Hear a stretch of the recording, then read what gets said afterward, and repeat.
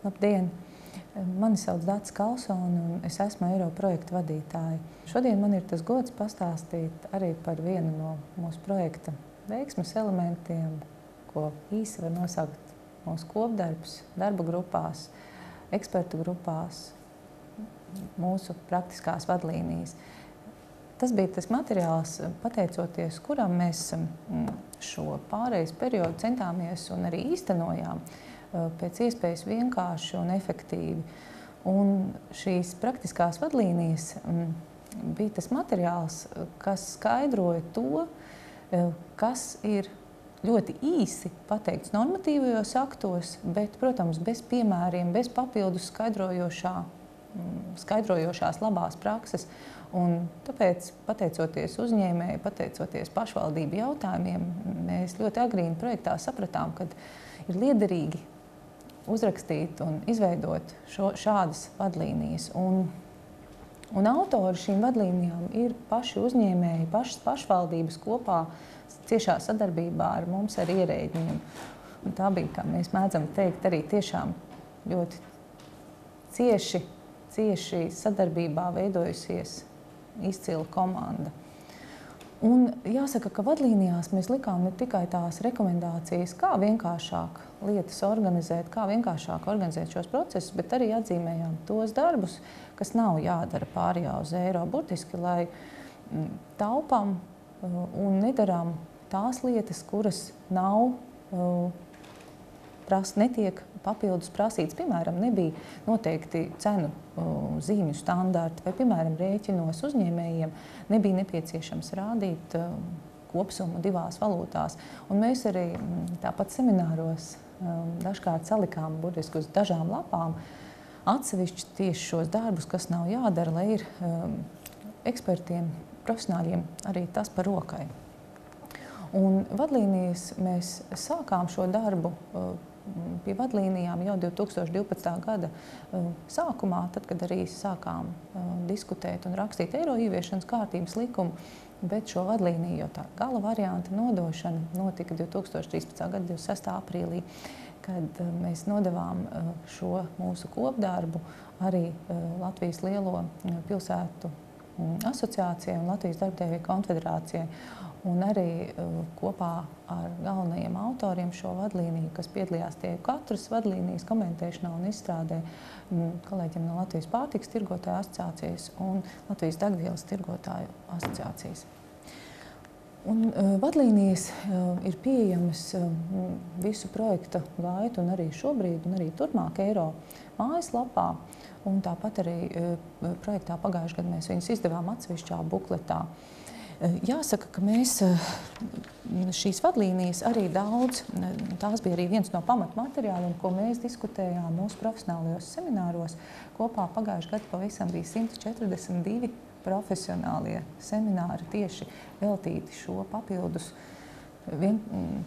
piemēru un labās prakses skaidrošanai un diskusijām ar uzņēmējiem. Un pirms es pavisam īsti teikšu par katru no vadlīnijām, vēlos arī pastāstīt par to kopskatu, kāds bija šis prasību kopums, pārējot uz eiro, kur, protams, pašā augšā ir eiro ieviešanas kārtības likums, kas nosaka pušu tiesības un pienākumus, un no eiro ieviešanas kārtības likuma izrietēja burtiski 4 ministru kabineta noteikumi, pie kam 3 no tiem bija grozījumi jau esošos noteikumos. Tie bija grozījumi cenu atspoguļošanas noteikumos, kases aparātu un tāpat arī par grāmatvedības jautājumiem. Un arī jauni noteikumi bija par pasta nodaļām. Un tālāk jūs jau redzat slaidā arī šīs 14 vadlīnijas, kuras bija kopā ar daudziem kolēģiem izstrādātas un diskutētas šajos semināros un darba grupu diskusijās. Kā pirmās es minu grāmatvedības uzskaitas vadlīnijas, jo grāmatvedis bija tas eksperts, kurš visu šo periodu jau pirms eiro dienas un vēl šobrīd ir tas, kas sakārto finanšu datus, kas veic šīs nepieciešamās konvertācijas, kuram ikdienā, kurš jūt šo pārēju uz eiro. Un tāpēc vadlīnijas bija vēl jau vairāk svarīgas, lai redzētu, kā tas ir jādara. Un jāsaka, ka viņas nodara vēl aizvien, jo palīdz tāpat pārreikināt pie līgumiem pievienotās, pie esošiem līgumiem pievienotās tāmas un citus praktiskos darbus.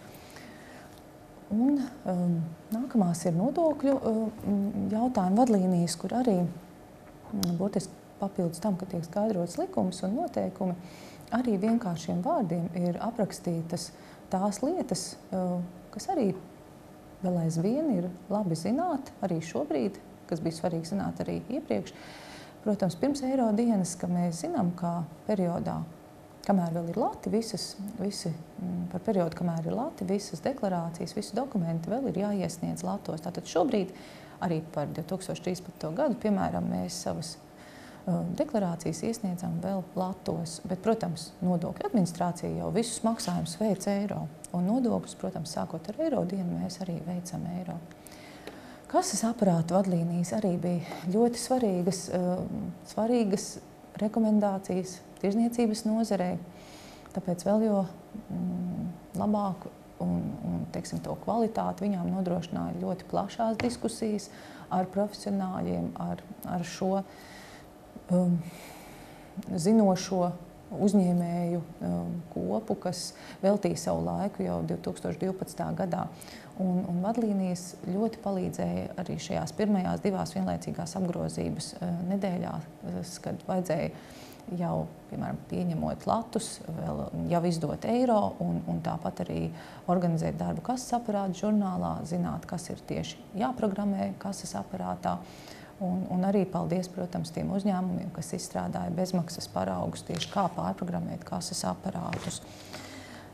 Cenu atspoguļošanas vadlīnijas ir atkal tās vadlīnijas, kas arī bija svarīgas tirzniecības nozarei par to, kādām tad jāizskatās cenu zīmēm, kādām nav jāizskatās cenu zīmēm, par to, kā jāatspoguļo cenas reklāmas bukletos un internetā.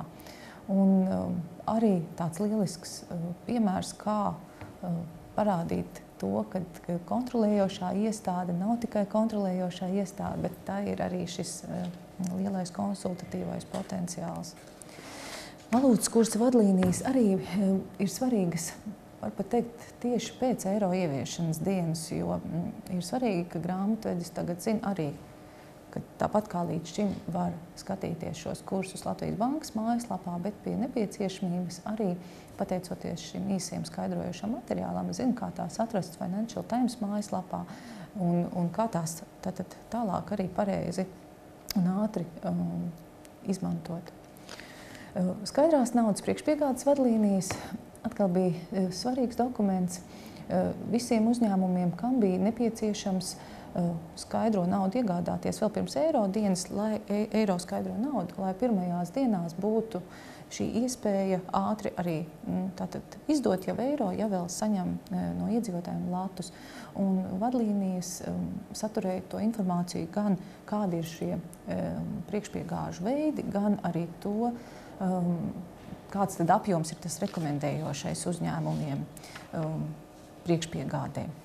Nelielas vadlīnijas bija arī par dāvanu kartēm, lai mēs arī tā pavisam vienkārši un ātri zinām, ka gan dāvanu, gan papīra, gan elektroniskās dāvanu kartes saglabā savu turpināmību un uz tām nav nepieciešams papildus norādīt paralēli otru valūtu, bet vienkārši jāievēro tās derīguma termiņš, bet lati, kas ir dāvanu kartē minēti, tātad ir ar viņiem jāstrādā tālāk jau kā ar eiro. Atprečošana notiek eiro valūtā. Un, protams, elektroniskās kartes tika konvertētas sākoties eiro ieviešanas dienai.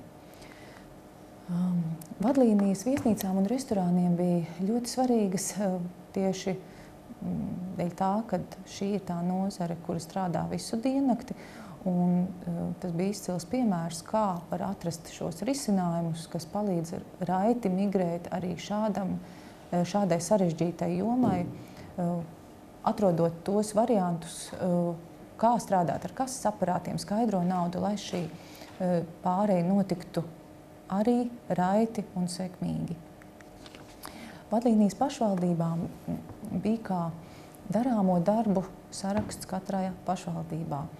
Arī bija svarīgi zināt, kādi tad darbi ir pašvaldībās, kā tie ir saistīti ar eiro un kas tad ir jādara gan ar finanšu dokumentiem, grāmatvedības dokumentiem, informācijas sistēmām.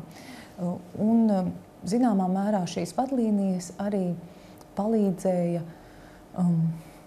organizēt šos darbus gan pašvaldības pusē, gan arī mums, kas monitorēja kopā ar pašvaldību organizācijām šo pārejas procesu. Normatīvu aktu vadlīnijas bija aktuālas atkal publiskā sektora ekspertiem.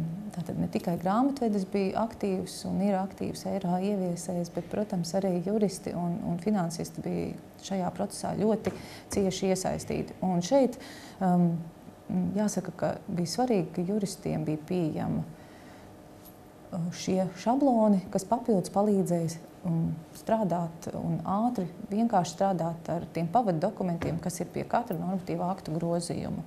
Un tāpat arī bija Excelī vienkārši šablons, tabula, kā tad finansistam veikt šo pārēķinu normatīvajā aktā no latiem uz eiro. Statistikas laikrindu vadlīnijas arī tāpat tika izstrādātas jau 2012. gadā, līdzīgi kā citas, un arī tātad noteica šos pamatprincipus, kā tiek pārreikināta statistikas informācija.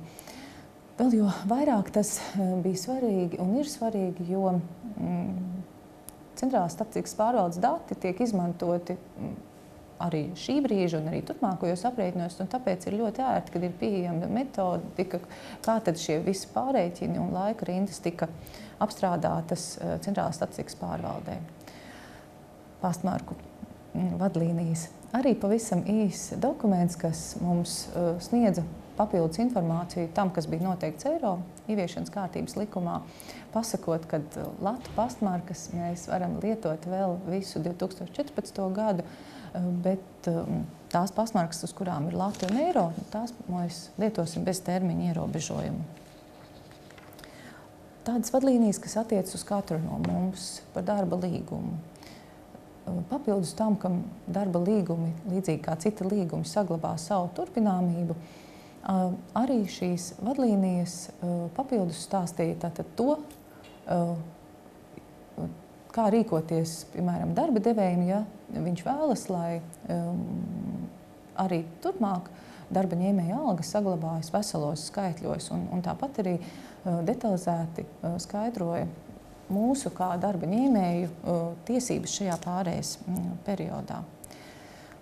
Un noslēdzošās vadlīnijas ir pamatkapitāla pārreikina vadlīnijas, kuras atkal ietver to soli pa solim procedūru, kā uzņēmējiem pārreikināt savus pamatkapitālus. Un šeit jāsaka, ka ir ērti arī aicinām izmantot ērto uzņēmumu reģistra kalkulātoru, kurā arī var aizpildīt gan šo akciju apjomu, gan daļu apjomu, un šis aprēķins tiek veikts no latiem uz eiro.